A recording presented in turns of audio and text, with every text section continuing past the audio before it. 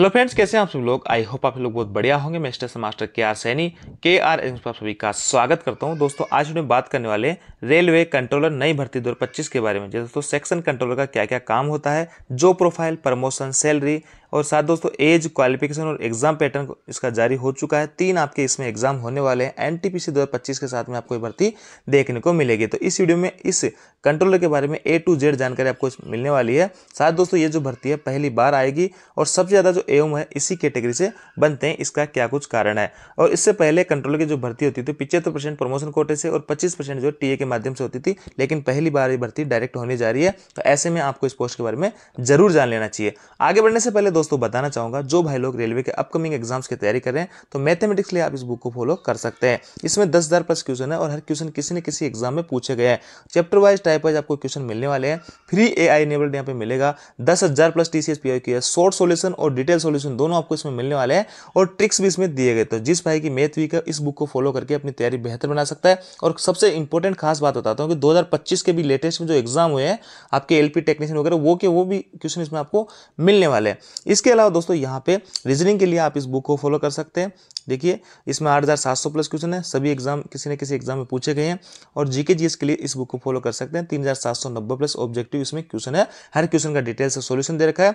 और देखिए आपकी जो जीके जीएस है आपके सारा सिलेबस यहाँ से कवर हो जाएगा और प्रैक्टिस आप यहाँ से कर सकते हो। तो ऐसे में ये बुक जो फॉलो करके अपनी तैयारी बेहतर बना सकते हो। सभी बुक ऑनलाइन ऑफलाइन किसी माध्यम से बाय कर सकते हैं। ऑनलाइन बाय करने के लिए लिंक आपको डिस्क्रिप्शन में दिया हुआ। सबसे पहले दोस्तों बात करते हैं अब कंट्रोलर की पोस्टिंग के बारे में। तो देखिए पोस्टिंग जो होती है दोस्तों, यहाँ पे आपका जो DRM ऑफिस होता है, मंडल कार्यालय, वहां पे आपकी पोस्टिंग होती है। और ये जो होते हैं बड़े जंक्शन स्टेशन जो होते हैं Y क्लास या X क्लास सिटी, वहीं पे होते हैं। तो आप अपनी फैमिली को, अपने बच्चों को अच्छी जगह पे रख सकते हो। तो पोस्टिंग प्लेस के मामले में ये पोस्ट 1 नंबर है। तो ऐसे ही अपन इसके जॉब डिस्कशन के ऊपर बात करेंगे। सैलरी, प्रमोशन सबको जो है कुछ फोटो वीडियोज के माध्यम से आपको समझाऊंगा। इससे पहले दोस्तों कल जो है रेलवे बोर्ड का एक लेटर जारी होता है, कल परसों की डेट में, उसका देख लेते हैं कि एज, क्वालिफिकेशन वगैरह और एग्जाम पैटर्न वगैरह क्या कुछ दे रखा है। उसके बाद में इन टॉपिक्स पे अपन डिटेल से बात करेंगे। अब देखिए दोस्तों रेलवे की तरफ से 2/7/2025 को RB नंबर 60/2025 के नंबर से एक लेटर यहाँ पे जारी किया गया है। इसके अंदर बहुत सारी डिटेल्स आपको दे रखा है। तो देखिए यहाँ पे आपकी जो कंट्रोलर की भर्ती है लेवल 6 के अंदर, इसका 60% जो कोटा है वो आप डायरेक्ट रिक्रूटमेंट से भरा जाएगा और 40% पोस्ट है जनरल सिलेक्शन से भरा जाएगा। इसमें ये सभी लोग एलिजिबल रहेंगे। इसके बाद में आपका चीफ कंट्रोलर में हो जाएगा लेवल 7 में, और यहाँ से लेवल 6 से 7 में जाने में बहुत ही कम समय लगता है कंट्रोलर को। तो ऐसे में यहाँ पे आपकी जो 50% पोस्ट हैं वो तो प्रमोशन से भरी जाएगी, बाकी 50% स्टेशन मास्टर गार्ड वगैरह उनके माध्यम से, LDC के माध्यम से भरी जाएगी। इसके आगे चीफ कंट्रोलर जो होता है लेवल 8 में लेवल 9 तक पहुंचता है। रेगुलर प्रमोशन जो इनका लेवल 9 तक होता है, यानी 5400 ग्रेड तक आप इसमें बिना किसी एग्जाम दिए जा सकते हैं। तो यहाँ पे जो लेवल 8 में और लेवल 9 में जो है पूरी तरीके से प्रमोशन के माध्यम से भरी जाती है। इसके लिए कोई भी एग्जाम नहीं होता है। सीनियरिटी बेस पे लेवल 8 और लेवल 9 की पोस्टें भरी जाती है। एग्जाम आपके यहीं तक होता है। डायरेक्ट रिक्रूटमेंट में 60% पोस्टें भरेगी, 40% का GD जनरल सिलेक्शन के माध्यम से, और उसके अलावा आपका लेवल 7 के लिए 50% तो 6 से आपका प्रमोट हो जाएगा और 50% जो है स्टेशन मास्टर गार्ड वगैरह वो इसमें जा सकते हैं। 2 साल की मिनिमम सर्विस में मांगी जाएगी LDC कोटे के लिए। जो ऑलरेडी काम कर रहे होंगे रेलवे के अंदर वो इसका एग्जाम दे सकते हैं। बाकी आपकी जो सीधी बात है अपनी इस पर बात करेंगे 60% डायरेक्ट रिक्रूटमेंट कोटे के ऊपर। अब देखिए दोस्तों इसका जो है यहाँ पे डिटेल से बात करेंगे कि एज लिमिट इसमें दे दी गई है 20 से 30 साल रहेगी और कैटेगरी वाइज यहाँ पे आपको छूट जो मिलेगी वो मिलती रहेगी। और एजुकेशन क्वालिफिकेशन में आपने किसी भी स्ट्रीम से ग्रेजुएशन कर रखी है, आपके पास बैचलर डिग्री है, तो आप इसमें फॉर्म भर सकते हैं। A2 मेडिकल स्टैंडर्ड रहेगा, जैसे कि स्टेशन मास्टर ट्रेन में के लिए रहता है। एग्जामिनेशन पैटर्न जो है to evaluate analytical, logical, mental reasoning, आपका जो एनटीपीसी का सिलेबस है वही आपका इसमें सिलेबस रहने वाला है। एग्जाम पैटर्न की अगर मैं बात करूं तो टीए की तरह इसका एग्जाम होगा। आपके जैसे स्टेशन मास्टर में CBT 1 होता है, उसमें CBT 2 होगा। इसके बाद में साइको का एग्जाम भी आपका इसमें होने वाला है कंट्रोलर के लिए, क्योंकि दोस्तों यहाँ पे स्टेशन मास्टर वगैरह को मैनेज आपको लोगों को करना है। तो इसमें साइको का एग्जाम आपको पास करना होता है। तो 3 इसमें एग्जाम आपके होने वाले हैं। इनिशियल ट्रेनिंग पहले देखिए टीए की जो है ट्रेनिंग 2 साल की हुआ करती थी, लेकिन इसमें कंट्रोलर की जो ट्रेनिंग है वो 12 महीने की कर दी गई है। यानी 1 साल की आपकी ट्रेनिंग रहेगी, जिसमें भी डिवाइड कर दिया गया है। क्लासरूम रहेगा, प्रैक्टिस रहेगा, और 6 महीने की आपकी जो है जॉब के ऊपर ट्रेनिंग की जाएगी, जहां पे आप जॉब करोगे। ये मैंडेटरी जो है टेस्ट एज पर RDSO के द्वारा आपका ट्रेनिंग का एग्जाम भी लिया जाएगा, जिसको पास करना मस्ट होगा। तो देखिए 6 महीने के आप जहां जॉब करोगे वहां 6 महीने तक तो आपको काम सिखाया जाएगा। आप देख सकते हैं कितनी इंपॉर्टेंट ये पोस्ट आपकी रहने वाली है। अब दोस्तों बात करते हैं जॉब प्रोफाइल के ऊपर कि आखिर सेक्शन जो कंट्रोलर होता है उसको काम क्या करने होते हैं। देखिए दोस्तों, नाम से स्पष्ट है कि सेक्शन कंट्रोलर रेलवे का जो होता है कि जैसे डिवीजन जोन ऐसे में बटा होता है, तो डिवीजन जो होता है वो कई सेक्शनों में बटा रहता है, छोटे छोटे सेक्शन में बटा होता है, जिसमें 10 स्टेशन हो सकते हैं, किसी में 15, किसी में 20 स्टेशन भी हो सकते हैं। इतने लंबे लंबे सेक्शन यहाँ पे रहते हैं और इस पूरे सेक्शन में ट्रेनों की जो कंट्रोलिंग करनी है, सेफली चलानी है, बिना टाइम लूज किए और प्रायोरिटी के आधार पर, वो काम आपका रहता है सेक्शन कंट्रोलर का। तो देखिए कुछ फोटोज के माध्यम से आपको समझाऊंगा। ये आपका कंट्रोलर का ऑफिस होता है, एसी वाला रहता है। इसमें कई सारी एलईडीज वगैरह लगी होती है, जिसमें आप हर स्टेशन का यार्ड वगैरह देख सकते हो। स्टेशन मास्टर किसी गाड़ी को सिग्नल दिया है, कौन सी लूप वहाँ पे जो है लूप वगैरह है नहीं है, सारे कुछ डायग्राम आपको स्टेशन वगैरह के आपको स्क्रीन पे दिखते रहते हैं। जब जिस भी स्टेशन की आप लोकेशन देखना चाहो वो आप इसमें देख सकते हैं। तो ऐसे में स्टेशन मास्टर जो है यहाँ पे किसी गाड़ी को सिग्नल दिया नहीं दिया, वो सब चीज़ें भी आपको वहाँ पे आजकल पता लगने लग गई है। तो ऐसे में ये सब चीज़ें आपको कंट्रोलिंग करनी पड़ती है। इसके अलावा दोस्तों यहाँ पे देखिए, ये है आपका कोई गुड्स वगैरह लोडिंग अनलोडिंग होती है, तो वहाँ भी आपको लोगों को देखना होता है कि लोडिंग प्रॉपर हो रही नहीं है, कहीं पर रेक की डिमांड है तो वो आपको अवेलेबल कराना है। किसी क्रू और जो गार्ड होते हैं उनके ड्यूटी आवर्स पूरे हो जाते हैं, तो उसके लिए दूसरा क्रू गार्ड मैनेज करना पड़ता है। तो ऐसे में कई तरीके के काम होते हैं और आपको जो साइडिंग वगैरह होते हैं, जैसे कोयले की साइडिंग है, कहीं पे कंटेनर की साइडिंग है, गेहूं लोड हो रहे हैं, अनलोड हो रहे हैं, उन सभी का जो है रिकॉर्ड आप लोगों को रखना पड़ता है। समय पे लोडिंग हो रही है, वहाँ पे समय पे जो लोगों पहुँच रहा है नहीं पहुँच रहा है, मतलब एक तरीके से उस सेक्शन में, जिस सेक्शन में आपकी ड्यूटी है, उस सेक्शन में A to Z आपको जो है मॉनिटरिंग करनी है।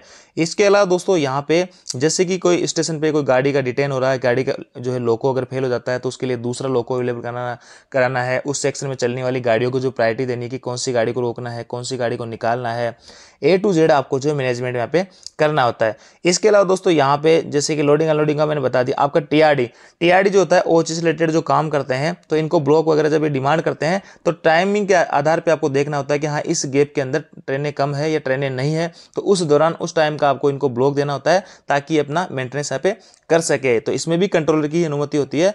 और इसके अलावा दोस्तों यहाँ पे जैसे कि ट्रैक का मेंटेनेंस का जो काम होता है, इंजीनियरिंग डिपार्टमेंट जो करता है, कहीं पे कोई ट्रेन का ग्लूड जॉइंट टूटा हुआ है या कहीं पे किसी भी टाइप की कोई समस्या है या रेगुलर मेंटेनेंस वगैरह करना है, तो उसके लिए जो रेगुलर ब्लॉक वगैरह मांगे जाते हैं, तो वो भी जो है सेक्शन कंट्रोलर की अनुमति से यहाँ पे दिए जाते हैं। उसमें उससे पहले कंट्रोलर देखता है कि इस सेक्शन में अभी 2 घंटे गाड़ी नहीं है, तो हाँ 2 घंटे आप यहाँ पे काम कर लीजिएगा। इस हिसाब से सारे कुछ काम आपको यहाँ पे मैनेज करने पड़ते हैं। लेकिन सबसे मोटा इंपॉर्टेंट काम अगर मैं बताऊं इसका, तो वो होता है जैसे कि एक पूरा डिवीजन है, ये पूरा डिवीजन है और इसमें मैं बात करूं जैसे जयपुर डिवीजन की, तो जयपुर से अजमेर तक जो है आपका मदार तक आपका ये एक सेक्शन एक कंट्रोलर को यहाँ पे दे दिया गया है।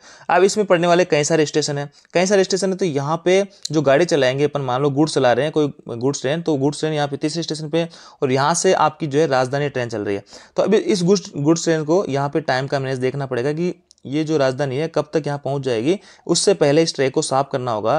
तो ऐसे में इस गुड्स के पास में जो भी नियर बाई स्टेशन रहेगा, तो उसको कंट्रोल करेगा कि इसको आप लूप कर लीजिए और राजधानी को मेन लाइन करके थ्रू निकाल दीजिए, उसके पीछे आप जो है इस गाड़ी को चला दीजिएगा। ये इसमें मेजर काम रहता है ट्रेनों का कंट्रोलिंग का। तो पैसेंजर्स गाड़ी को जो है यहाँ पे ज़्यादा प्रायोरिटी दी जाती है, गुड्स को साइड में कर दिया जाता है। जैसे पैसेंजर निकल जाती है फिर गुड्स को चला दिया जाता है, 1-2 स्टेशन चलाते हैं, फिर पीछे से अगर कोई पैसेंजर आती है तो फिर उसको लूप में कर देते हैं, पीछे से फिर पैसेंजर को निकाल देते हैं। तो ये पूरा मैनेजमेंट रहता है। आपको माइंड और प्रेजेंस इसमें बहुत इंपॉर्टेंट है। और ये जो जॉब है एक तरीके से बहुत हैटिक जॉब यहाँ पे रहने वाली होती है, क्योंकि दोस्तों यहाँ पे एक समय में आपको कई सारे काम करने पड़ते हैं, सभी स्टाफ के साथ में कोऑर्डिनेशन रखना पड़ता है।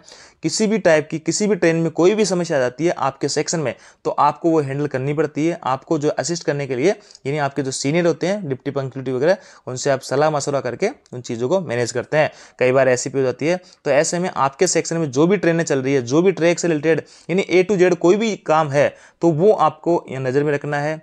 वहाँ पे लोडिंग हो रही है, अनलोडिंग हो रही है, क्रू गार्ड के ड्यूटी आवर्स हो गए, नए हुए एक दूसरे क्रू गार्ड भेजने हैं। किसी जैसे कि यहाँ पे अब अजमेर को गाड़ी यहाँ पे देनी अपनी गुड्स, कई बार आता है कि गाड़ी में कोई प्रॉब्लम होती है और जो OC पीओच वगैरह कई सारी समस्याएं होती है, तो ये जो है यहाँ पे लोको लेने से मना करता है। तो ऐसे में उस चीज़ों को मैनेज करना, उनको बताना क्या कुछ चीज़ें हैं, सारी कुछ सेटलमेंट करके गाड़ी को चलाना, या अगर नहीं ले पा रहा तो यहाँ पे लोगों को चेंज करना। तो ये सब काम जो है एक सेक्शन कंट्रोलर के यहाँ पे रहने वाले होते हैं। और हर स्टेशन से गाड़ी की लोकेशन लेते रहना है, एक समय में कई सारे जो फ़ोन कॉल्स वहाँ पे बजते हैं, तो आपको वन बाय वन करके सभी लोगों को हैंडल करना पड़ता है। तो इसमें स्ट्रेस मैनेजमेंट बहुत ही ज़रूरी है, इसमें कूल रहना बहुत ही ज़रूरी है, क्योंकि आपको दिन भर में जो शिफ्ट आपकी चलती है 6 घंटे की, उसमें कई सारे डिसीजन लेने पड़ते हैं एक साथ। तो ऐसे में वो सभी डिसीजन एक्यूरेसी के साथ में सही होने चाहिए। तो इतने सारे काम एक सेक्शन कंट्रोलर करने होते हैं, और यही कारण है दोस्तों कि इनकी जो ड्यूटी है 6 घंटे रहती है, लेकिन 6 घंटे में 12 घंटे के बराबर काम कर लेते हैं, और 6 घंटे इनकी रोटेशनल ड्यूटी लगती रहती है, नाइट वगैरह भी आपकी इनके यहाँ पे